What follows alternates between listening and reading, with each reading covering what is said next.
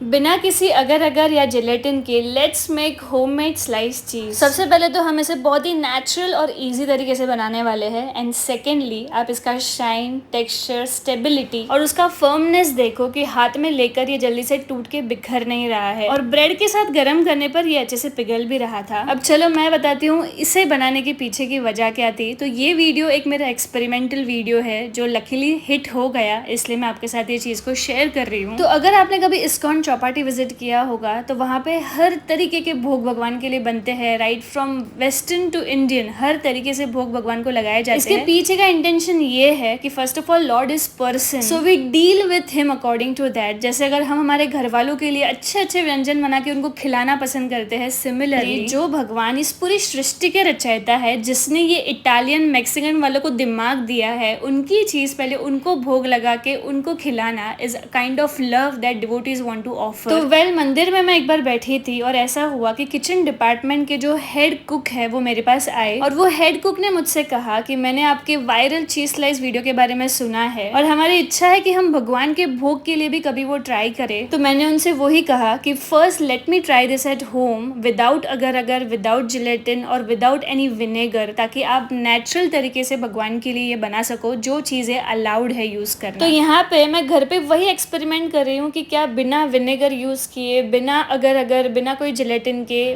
Temple kitchen friendly rules use करके वो लोग क्या ये भगवान के भोग के लिए बनाने में सक्सेसफुल रहेंगे। अब ऑफ कोर्स ये वीडियो तो सक्सेसफुल हुआ है, तब जाके मैं आपके साथ ये शेयर कर रही हूँ। तो यदि अगर भगवान और भक्तों की इच्छा रही तो ये वाली रेसिपी वो लोग शायद भगवान के भोग के लिए यूज करेंगे। और दूसरी बात, ये रेसिपी एकदम आसान, नेचुरल और एकदम ईजी होने की वजह से आप भी अपने घर वालों, बच्चों के लिए और सबसे ज्यादा इंपॉर्टेंट भोग के लिए रेसिपी आराम से बना सकते हो और एकदम फ्रेश बना के हर टाइम पा सकते हो। Now I am really sorry, मेरी बातों की वजह से वीडियो काफी आगे निकल चुका, but let me quickly brief you कि मैंने यहाँ पे A2 काउ मिल्क लिया है। आप चाहो तो फुल फैट मिल्क भी ले सकते हो, बट ऐसा कोई कंपल्शन नहीं है। अब दूसरा, आपने पीछे वीडियो में देखा रहेगा कि मैंने उसको वापस से उतना ही गर्म किया जितना 10 सेकंड के लिए मेरी उंगली उसे बेयर कर सके। इसका रीजन ये होता है कि ऐसा करने से जब नींबू डाल के हम इसको फाड़ते हैं तो उसका जो छेना निकलता है वो काफी स्ट्रेची होता है। अब स्ट्रेची होना यानी कि मोज़रेला टाइप टेक्सचर आना उसका, और उससे ये होता है कि हमारी जो चीज़ है ना उसका स्टेबिलिटी और फर्मनेस काफ़ी अच्छा रहता है। बट अगर आप चाहो तो पूरा मिल्क बॉईल करके भी इसे फाड़ सकते हो, बट मैंने अभी तक उस तरीके से ट्राई नहीं किया है।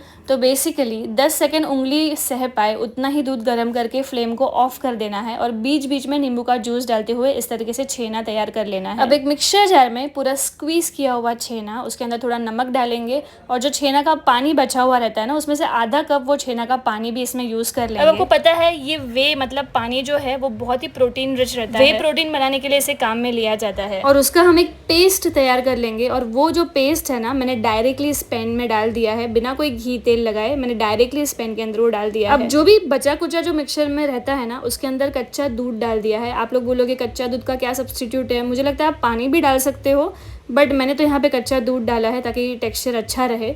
तो कच्चा दूध को पूरा अच्छे से मिक्स करके जो पानी है, मतलब ये करीबन 3/4 कप पानी है, वो मैंने इसके अंदर डाल दिया है। अब इसे है ना हम एकदम थरली मिक्स करेंगे जब तक पूरी इसकी कंसिस्टेंसी ऐसी लिक्विडी हो जाए, मतलब पूरा जो बैटर है वो इस तरीके से लिक्विडी होना चाहिए। अब मैंने ना इसके अंदर डाला है बाइंडिंग इंग्रेडिएंट जो कि है कॉर्न स्टार्च, जिसको कॉर्नफ्लावर बोलते हैं। तो मैंने 2 चम्मच, दो बेसिक चम्मच जो है ना वो भर के इसके अंदर मैंने डाल दिया और उसको बहुत अच्छे से मिक्स किया। अब यहाँ पे मैं आपको बहुत ही इंपॉर्टेंट एडवाइस देना चाहूंगी कि मेरी तरह आप है ना इस कॉर्नस्टार्च को डायरेक्टली ना डाल के बाजू में एक बाउल ले लो, उसके अंदर आधा कप मिल्क लो और उसके अंदर 2 चम्मच कॉर्नस्टार्च डाल के उसको अच्छे से फेंटो और उसकी स्लरी बना लो, और वो स्लरी फिर इसके अंदर मिक्स करके उसको अच्छे से वापस से फेंटो ताकि कोई भी गुठलियाँ होने का चांस ना हो। और यहाँ पे मैं जो ट्रे है उसको पहले से ही ग्रीस करके रख रही हूँ बिकॉज बाद में हमें वो टाइम नहीं मिलने वाला। अब जो कॉर्नस्टार्च डाल के मैंने बैटर बनाया हुआ था उसको मैं मीडियम आंच पे गैस पे इस तरह से मिलाते हुए कंटिन्यूसली चला रही हूँ जब तक ये पूरा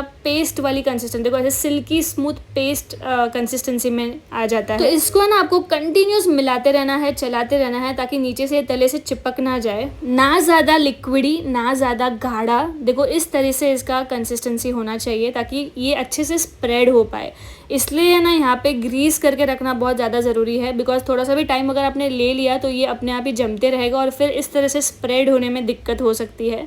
तो उसको बहुत अच्छे से स्प्रेड करें और स्प्रेड करने के बाद मैं इसको पूरा एक दिन या तो फिर ओवरनाइट के लिए इसको सेट करने लगा दिया था। आप चाहो तो 2-3 दिन भी रख सकते हो, बट 2-4 घंटों में मुझे लगता है वैसा फर्मनेस और टेक्सचर आना मुश्किल है। सो बेटर है कि आप जितना हो सके उतना अच्छे से इसको फ्रिज में सेट करो।